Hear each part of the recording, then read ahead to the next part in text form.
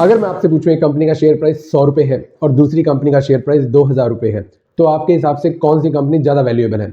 ज़्यादातर लोग यही गलती करते हैं कि उन्हें लगता है कि 2000 रुपये वाली कंपनी ज़्यादा वैल्यूएबल है, लेकिन वो मार्केट कैप देखना भूल ही जाते हैं। मान लीजिए कि एक कंपनी एक पिज़्ज़ा है जिसमें 4 स्लाइसेस है, हर स्लाइस का प्राइस 50 रुपये है, तो टोटल पिज़्ज़ा की वैल्यू हुई 200 रुपये।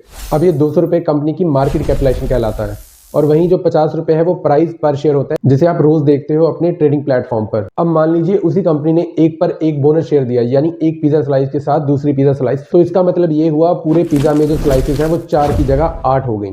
तो इससे ओवरऑल एक पिज्जा स्लाइस की वैल्यू 25 रुपये हो गई, क्योंकि टोटल पिज्जा की वैल्यू अभी भी 200 रुपये है, वो नहीं बढ़ सकती।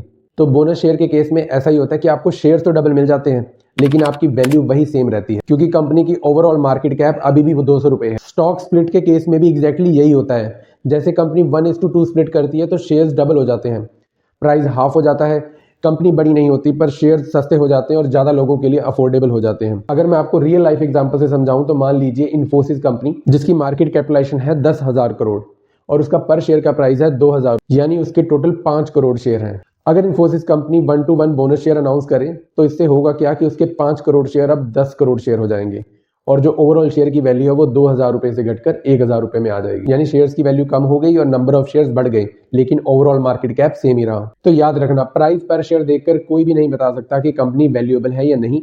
मार्केट कैप ही कंपनी की असली वैल्यू बताता है। ऐसी और वीडियोस के लिए लाइक और सब्सक्राइब करें।